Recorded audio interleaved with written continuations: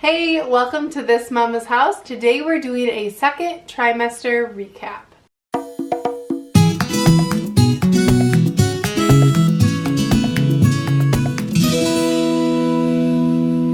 Hey guys, if you are new to my channel, my name is Tabitha. I am currently pregnant with my 5th baby and I just switched over to the 3rd trimester. So I wanted to sit down today and talk about all the things that happened in my 2nd trimester. If you are new to my channel, I usually post homemaking content, cooking, cleaning, grocery hauls, meal ideas, all that fun stuff, but I'm also sharing my pregnancy journey after getting a lot of requests for it. So I'm excited that you guys wanted to see this, and I'm really excited to share the journey of bringing in another child into this world. So far on my channel, I have my pregnancy test reaction video, 3 weeks pregnant, 4 weeks pregnant, 1st trimester recap. I also did my 1st trimester must-haves and a what I eat in a day video. So I have a lot of content already on this channel about my pregnancy that you can go back and watch if you're interested. And I have a lot of stuff coming up too. I plan to share my birth plan and my postpartum basket that I always do after having a baby, and just a lot of fun stuff. So make sure you're subscribed if you're into that kind of mommy and baby content, because I'm really excited to share some of those things as the days go by and the days click down, because it's coming up quick. So let's get into what happened in my 2nd trimester. So I didn't end up seeing any care provider until the 2nd trimester. I saw my midwife for the first time at 14 weeks. I was really excited to see her because she's been with me for 3 of my babies so far, and also she was my midwife during my miscarriage too, so she's just been with us for a long time, and she's very supportive and down to earth and easy to talk to. We just have a great relationship, so I was excited to see her and, you know, just see how the baby was doing, hear the heartbeat again, and all that fun stuff. But I did find out some kind of bad news at my first appointment, and that is that my iron is really, really low.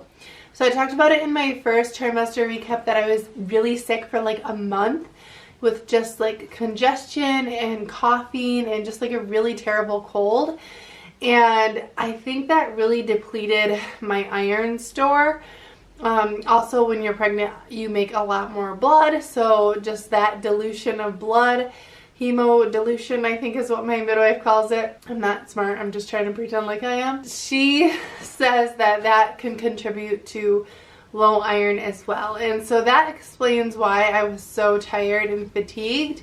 So right away when I got home that day, I went out and got some iron supplements, some whole food based supplements, and like an iron drink. So that changed everything. It was literally the 2nd day that I noticed that my energy level was already increased, just taking that supplement 2 times. So I'll talk about more of that when I post my 2nd trimester favorites.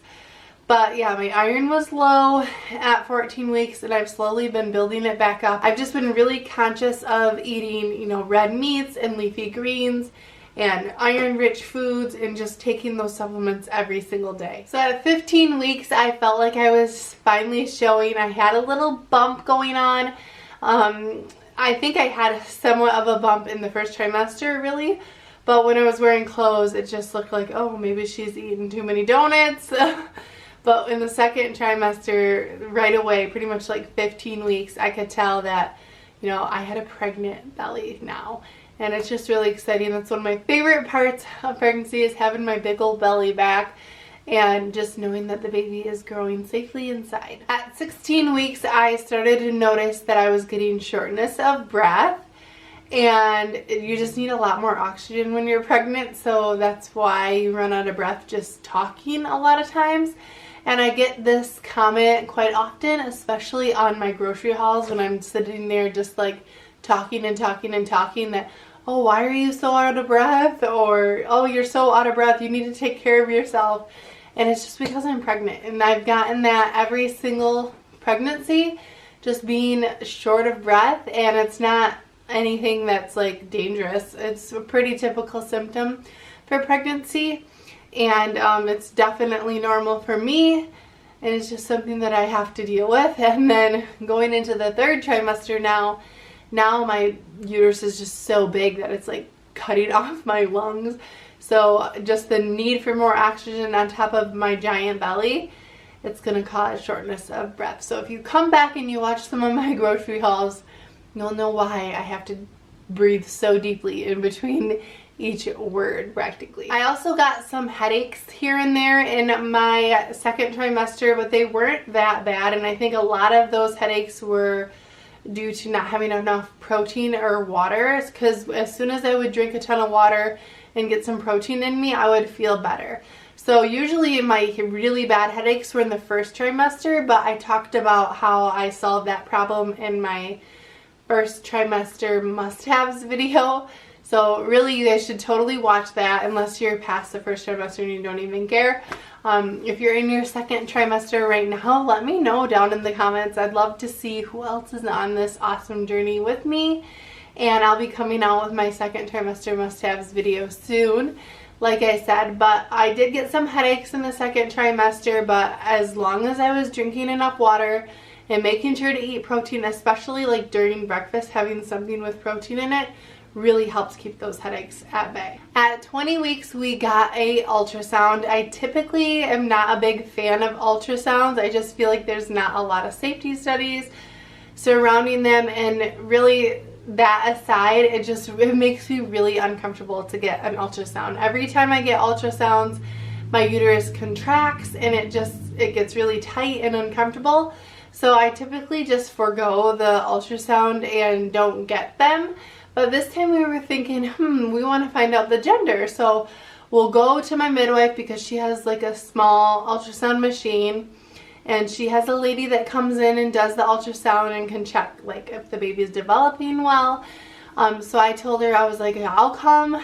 You guys can just look at the gender really fast, and then we can be done. So I had an ultrasound at 20 weeks that was about 5 minutes long, I think, and they printed off the gender and they put it in an envelope. So 8 weeks later, we still haven't looked in the envelope and we still don't know the gender.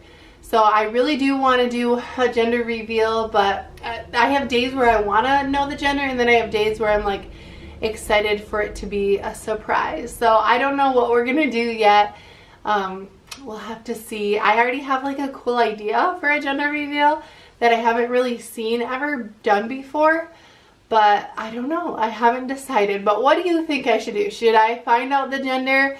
I have 4 other kids. It might help them to bond and like get ready better, but I think it would also be a really cool surprise for them too. In the second trimester, I also started getting heartburn pretty bad, and it was mostly from tomato sauce. So I just have to be careful about when I eat tomato sauce, like especially if I'm eating something like spaghetti for dinner and then going to lay down. It just does not work because it just comes right back up and it's just so uncomfortable. But I've been able to keep it at bay for the most part as long as I'm regularly eating. It seems like if my stomach gets empty and then I eat, it's worse. I don't know why. I also have a really bad varicose veins in one of my legs, and I get this every single pregnancy, but this time, well, it's always progressively worse with each pregnancy, and it is very painful, but only in the morning. So if I slowly like get out of bed instead of just like jumping up and starting things, then I'll feel like the pressure in the veins and it gets like very achy. But if I slowly get up, like I first sit up and then I sit on the edge of the bed and then I stand a little bit and sit back down, it's just like this slow process of getting up out of bed that makes it so that they don't hurt. And if I'm on my feet a ton that day, they might start aching like by the end of the day. But that's about it. And usually when I give birth and afterwards, they just all go away and you don't even see them anymore. So that's good, and that's what I'm hoping for this time as well. But we'll see about that because they're like substantially worse. It's like gruesome to see them sometimes. Now I will show you my belly. So I'm still wearing my pre-pregnancy jeans, which were actually a little bit too big for me when I started this pregnancy because I had lost weight after giving up sugar, but now they're actually working good for pregnancy pants, but I don't think they're gonna work for the entire pregnancy. I might have to do the hair tie trick towards the end of the third trimester, but we shall see.